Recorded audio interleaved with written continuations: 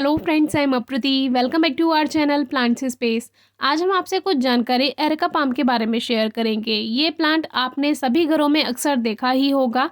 ज़्यादातर लोग इस प्लांट को लगाना पसंद करते हैं क्योंकि एक तो ये कम देखभाल में चल जाता है, बहुत ज़्यादा धूप की ज़रूरत नहीं होती है। तो ये जो प्लांट है इसकी कुछ ऐसी बातें हैं जो अगर आपने ध्यान नहीं रखी तो ये मर सकता है, क्योंकि मेरा एक प्लांट भी एक टाइम पे ख़त्म हो गया था और उसका रीज़न क्या रहा था ये भी बताएंगे।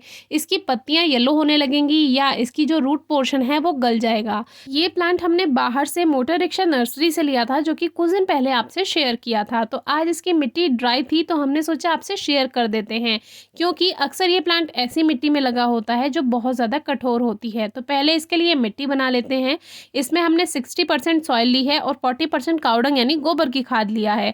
मिट्टी आपको ऐसी लेनी है जो बहुत ज़्यादा हार्ड ना हो और बहुत ज़्यादा सॉफ्ट भी ना हो, लेकिन ये है कि थोड़ा उसमें अगर कंकड़ पत्थर भी होंगे तो भी चलेगा, क्योंकि एरेका पाम का सबसे बड़ा जो कारण होता है मरने का वो सॉइल में ओवर मॉइस्चर होता है। हम में से बहुत से लोग इस प्लांट को लेते हैं नर्सरी से और इसका पॉली बैग हटाकर इसको ऐसा का ऐसा मिट्टी में शिफ्ट कर देते हैं गमले में।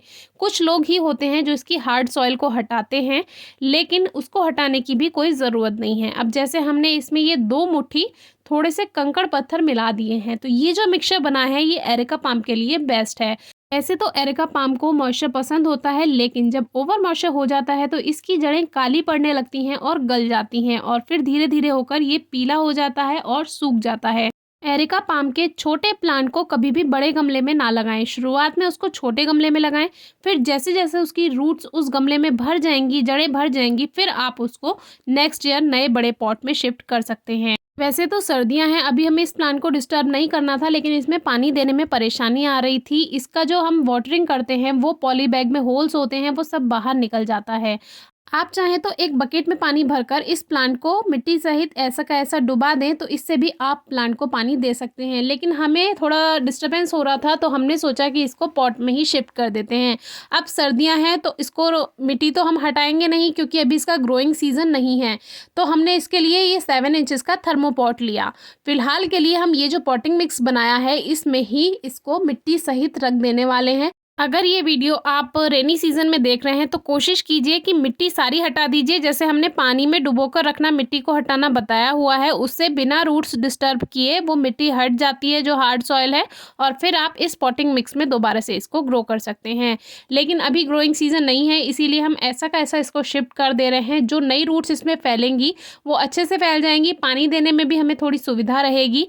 और फरवरी तक लगभग इसको ऐसे ही रखा रहने देंगे, फिर इसको इसमें से निकाल कर नए पॉट में शिफ्ट करेंगे तो आपसे शेयर करेंगे, क्योंकि तब तक इसका ग्रोइंग सीजन भी आ जाएगा और प्लांट खराब भी नहीं होगा।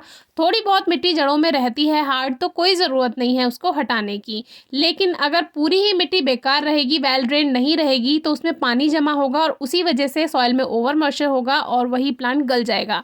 एक सबसे बड़ी बात आपको सर्दियों में ध्यान रखनी है, जिसकी वजह से मेरा प्लांट लास्ट ईयर ख़त्म हो गया। बहुत ठंडी तीखी हवाएं जो चलती हैं जिसमें पाला गिरता है, उसमें मेरा प्लांट बाहर रखा रह गया और उसकी वजह से वो प्लांट बेकार हो गया, क्योंकि बहुत ज़्यादा सर्दियाँ एरेका पाम को अच्छी नहीं लगती हैं। और एक बात, जो सर्दियों की बारिश होती है उसकी वजह से भी प्लांट बेकार हो सकता है, क्योंकि सर्दियों में लगातार नमी बनी रहती है जब धूप नहीं निकलती है। और जहां हमारा ये प्लांट रखा हुआ था वहां बिल्कुल भी धूप नहीं जाती थी और वो लगातार मॉइस्चर बना रहा, जिसकी वजह से भी प्लांट बेकार हो गया।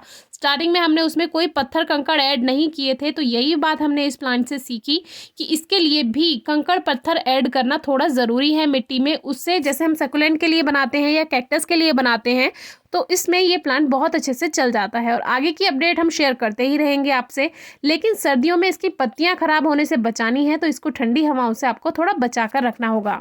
ज़मीन में है फिर तो कोई बात नहीं, पॉट में है तो थोड़ा ध्यान रखिए। इस प्लांट को ब्राइट लाइट ज़रूरी है, इसीलिए अंधेरे में बिल्कुल ना रखें, तेज़ रोशनी में रखें, या कम से कम 2 घंटे की धूप मिल जाए तो बहुत ही अच्छा है। मिट्टी की गुड़ाई करके साल में 3-4 बार गोबर की खाद या वर्मी कंपोस्ट दे देते हैं तो भी अच्छी ग्रोथ होती है। कोई क्वेरी हो तो ज़रूर पूछिएगा। Thank you.